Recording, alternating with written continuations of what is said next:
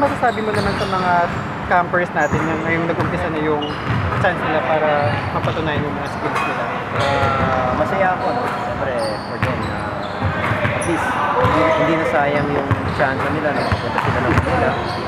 Makapag-showcase nila yung talent nila. Ito nga si Lagpas at si Salah.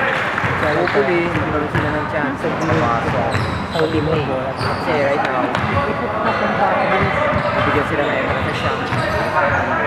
Pag naipasa nila yun, siguro yun yung chance para mag-stay sila sa team for a while. Maybe 1 year or 2. Tapos, maganda yung improvement nila, hopefully makabago sila. So, yung mga qualities na hinahanap natin ngayon sa mga aspiring viewers or FEs, ano ba yung mga qualities? Usually, pagka ganitong UAAP teams or colleges, maghahanap sila talaga ng mga younger player na magaganda yung height.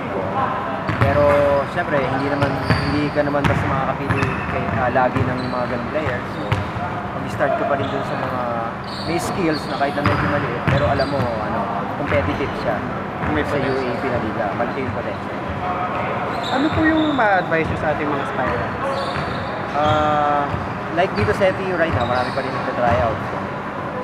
Yung mga makakat dito, sana wag silang magsawang mag-tryout, keep aiming for their goals, na-achieve nila someday, no? Kasi hindi naman ito yung end of the road, no, para sa kanila. Kasi yun nga sinasabi namin sa mga tryouts na pag hindi kayo natanggap dito, try kayo sa ibang mga teams, ibang schools, baka mabigyan kayo ng chance. Kasi yung iba, iniisang tabi na nila yon.